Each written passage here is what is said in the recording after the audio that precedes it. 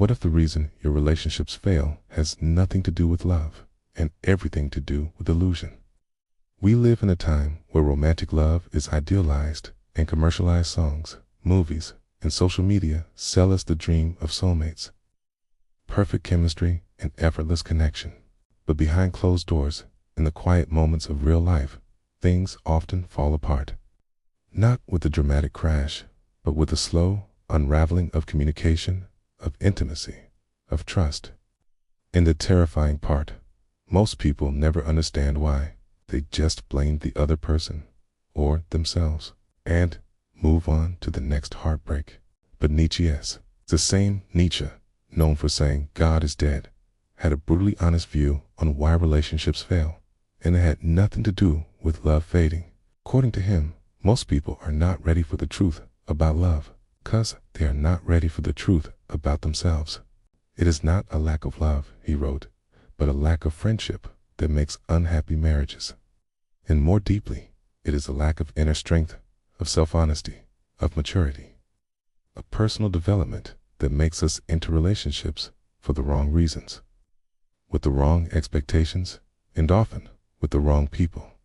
Nietzsche believed that love, in its truest form, was not for the faint of heart. Real love is not about being completed by someone else. It's not about finding your missing half. It's about two whole individuals walking side by side, willing to wrestle with truth, with ego, with freedom, and still choose each other, not out of dependency, but out of strength. And yet, how many of us enter relationships with unresolved wounds, expecting someone else to heal them? How often do we mask fear with attachment and call it passion? We mistake control for care or chemistry for compatibility. And when things begin to break, we rarely ask the deeper question, was I ever truly ready to love another person, or did I simply need someone to help me avoid myself? This is not just a modern crisis. History is full of stories, myths, tragedies, decays, and real-life collapses where human connection became the battleground for unresolved inner turmoil, from ancient Greek plays to medieval courtly love. The pattern is consistent. When two incomplete people collide in search of salvation, they often find only chaos. In this video, we'll explore why Nietzsche's philosophy still speaks so painfully and powerfully to our modern relationships. We'll blend his piercing insights with modern psychology, case-no reflection, and cultural history to uncover why most relationships fail, not because love isn't real, but because we aren't yet real with ourselves. Are you ready to find out why? To understand why most relationships fail, we have to go back not just to Nietzsche, but to the long arc of human civilization, where love has always been both a mystery and a mirror.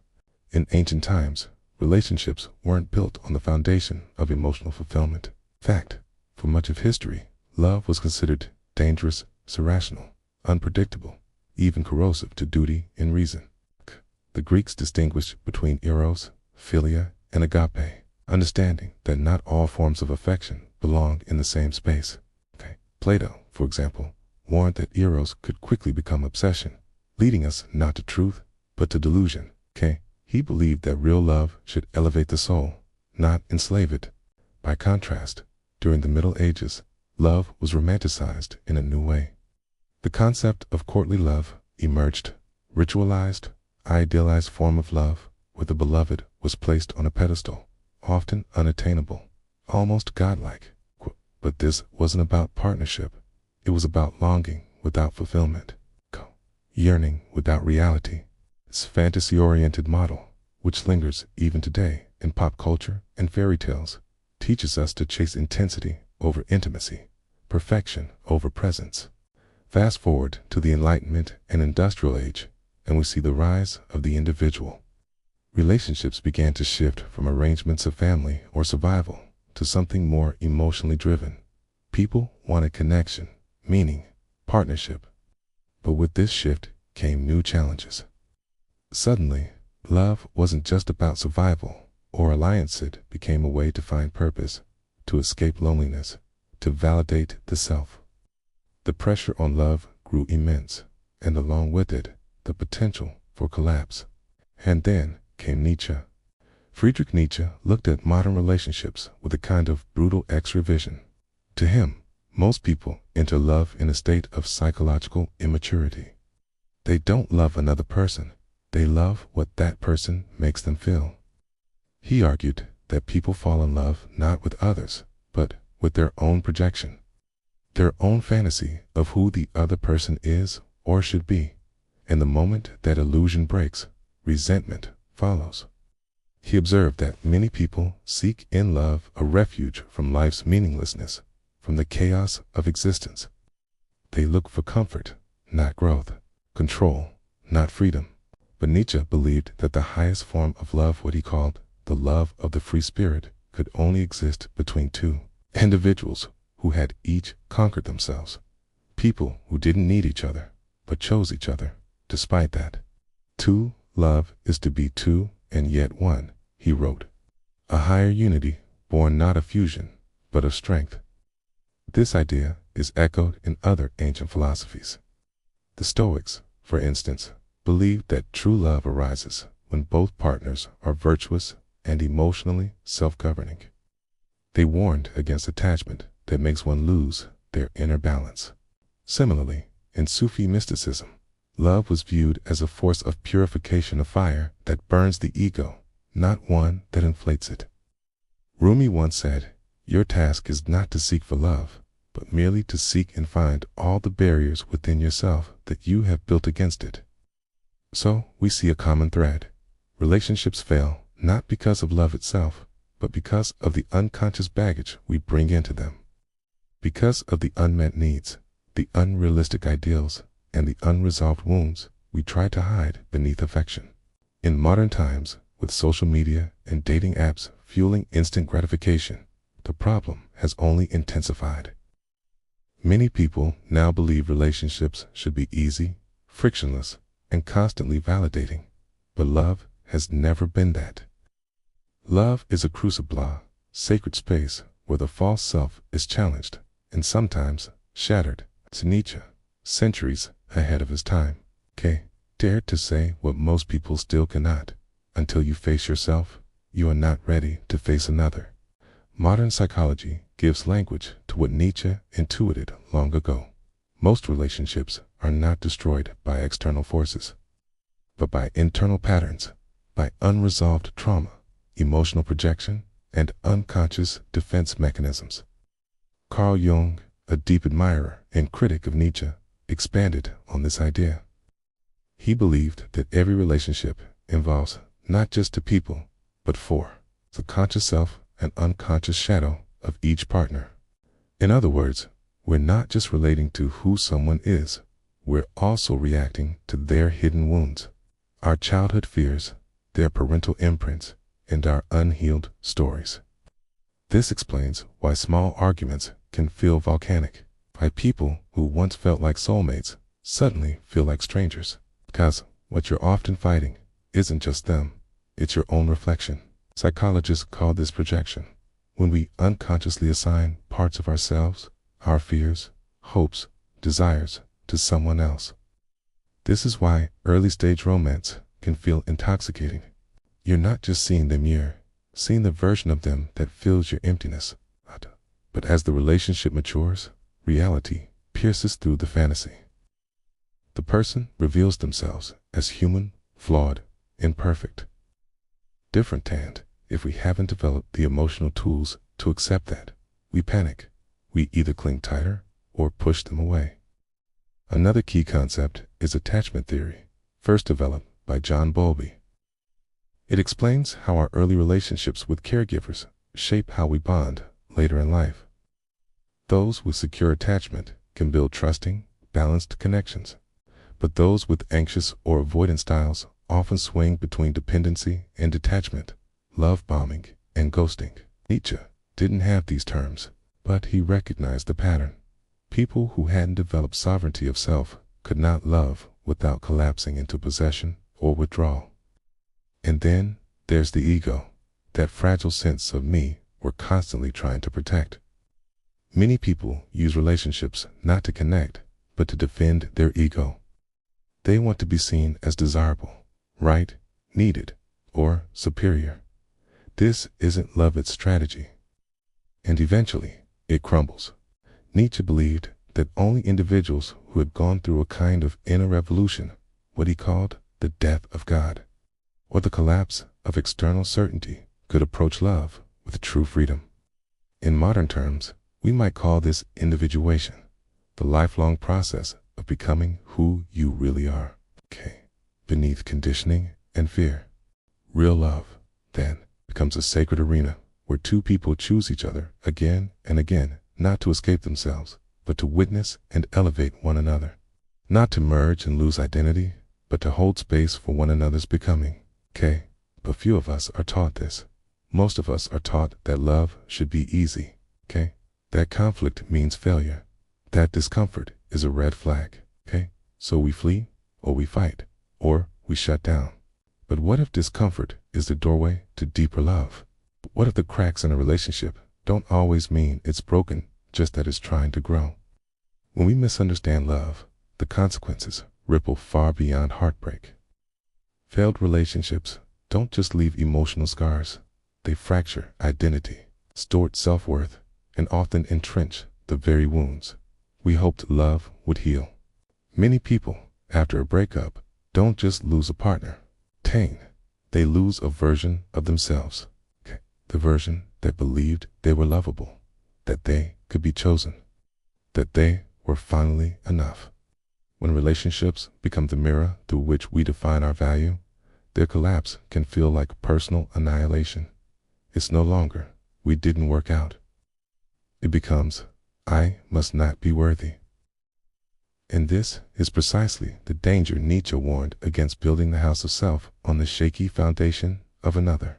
The emotional fallout often spirals into what psychologists call relationship trauma. These are not just painful memories, they are neurological imprints. The body remembers. The nervous system tightens at the sound of a raised voice. The heart shuts down at the hint of rejection. Without healing, we carry these responses into new connections, unconsciously replaying the same dramas with different faces. And so, patterns become prisons. This emotional confusion often bleeds into our social and professional lives. When we're heartbroken or emotionally entangled, it becomes difficult to focus, to create, to take risks. Our sense of safety is compromised. We second-guess ourselves, we shrink, and perhaps, most dangerously, we stop trusting love at all. We either numb ourselves into casual detachment or overcorrect into obsession, trying to control every outcome to avoid pain. Nietzsche recognized this tragic loop. He saw how the modern world had turned love into a form of slavery, not of the body, but of the soul. People surrendered their power to ideals they never questioned. They entered relationships hoping to be saved, not realizing they were handing over their sovereignty. Ultimately, he wrote, it is the desire, not the desired, that we love. In other words, we fall in love with the feeling of being in love, not with the actual person. And when that feeling fades, as it always does, so does the illusion. This isn't love dying, it's delusion, unraveling. But if we don't understand that, we mourn it as tragedy instead of seeing it as revelation. History echoes this truth. In Greek mythology, the story of Narcissus warns us about self-absorption in love. Achilles fell in love with his own reflection and drowned in the illusion. In contrast, the tragic love of Orpheus and Eurydice teaches us about control, of the need to hold on so tightly that we lose what we love. These ancient myths weren't just entertainment.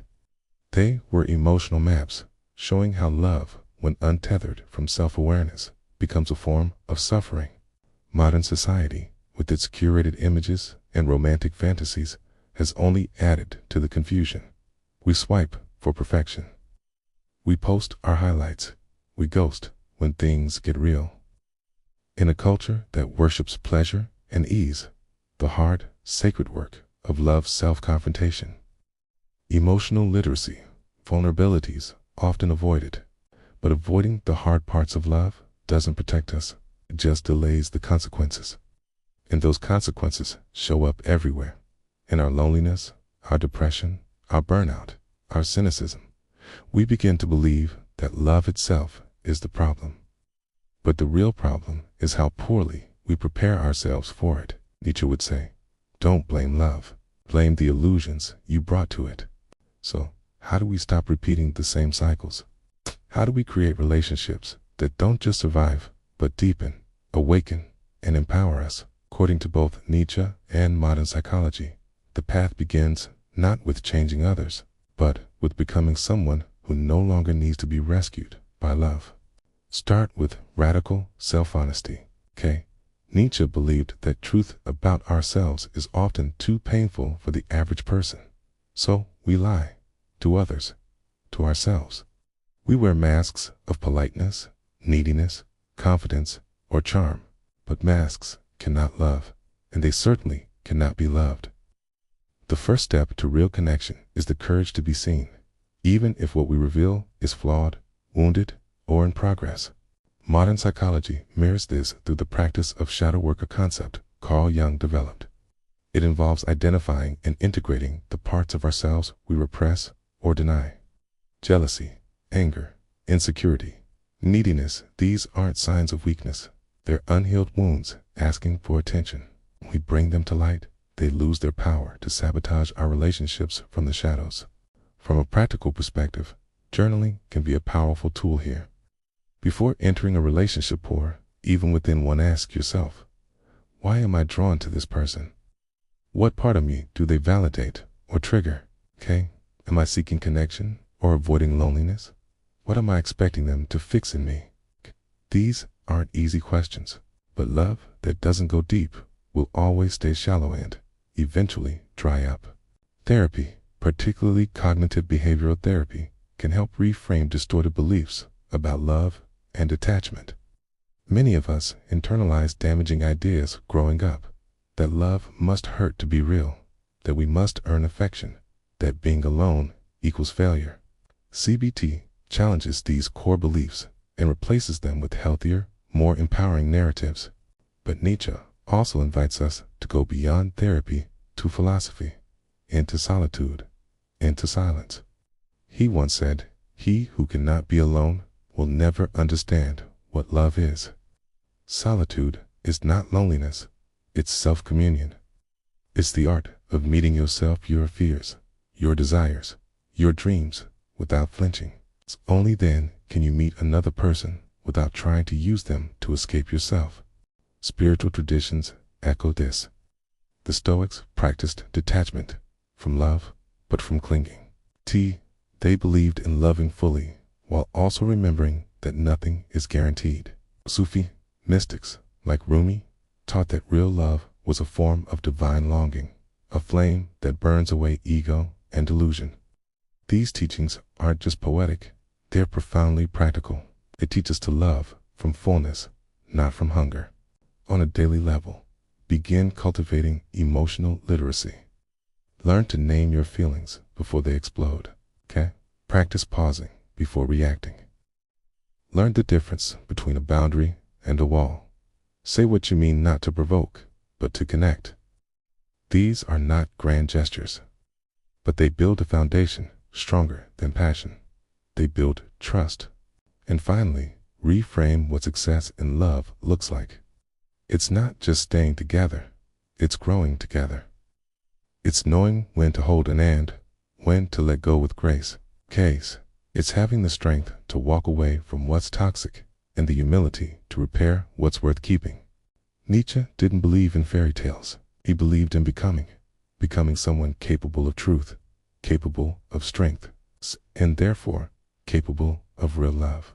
So why do most relationships fail? Not because we don't feel enough, but because we don't know enough about ourselves, about the nature of love, about the shadows we carry into connection.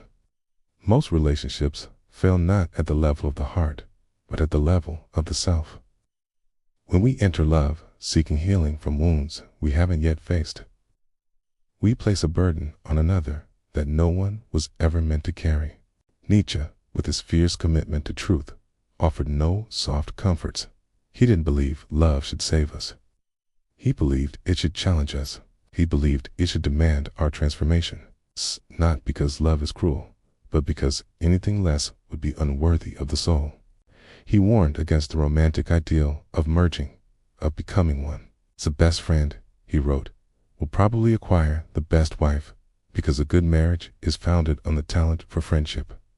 In other words, real love isn't about fusion. It's about freedom to independent souls walking together without trying to own or erase each other. That is the paradox of love. To be deeply connected and yet remain completely yourself. To offer without losing, to receive without owning, and to grow without running away. If more of us approached relationships with this mindset not as salvation, but as sacred mirrors, we will stop seeing heartbreak as failure and begin seeing it as a profound teacher. Every relationship, even the broken ones, shows us something about who we are, about where we need to heal, about how we give or withhold, about what we fear and what we truly need. Nietzsche once said, "Become who you are." And perhaps that is the only real love story, the one where, in trying to love another, we are finally forced to meet ourselves. Let that be the revolution, not to chase perfect love, but to become a person capable of loving in a way that is honest, fierce, and free. Because when you do that, even if the relationship doesn't last forever, you will, whole, clear, unshaken. If you've made it this far, it means something in this message stirred something deeper in you. Maybe a realization, maybe a memory, maybe a quiet knowing that it's time to stop blaming love, start looking inward. This channel isn't for surface level advice. It's not about tricks to get someone or shortcuts to happiness. It's about truth, about reclaiming your emotional power, about understanding the psychology, philosophy, and spiritual roots of your life, your patterns, the wound, your relationships, and ultimately yourself. Every week, we explore what most people avoid, the hard, beautiful, soul-shaping work of becoming whole. We pull from thinkers like Nietzsche, Jung, and Kierkegaard to sound intellectual, to reveal how these ideas live in your modern relationships, your hidden fears, your quiet questions, because you deserve more than just temporary love. You deserve clarity. You deserve peace. You deserve the strength that comes not from being wanted, but from being truly known and knowing yourself. So, if you're ready to stop the cycle, if you're tired of shallow connections and hungry for real transformation, if you want to understand why you feel the way you do and what you can do about it, then subscribe, turn on notifications, and most importantly, stay curious, stay present, stay honest, because healing doesn't begin when someone chooses you. It begins when you choose you. And together, we'll keep asking the questions that matter till the answers no longer scare us, but set us free.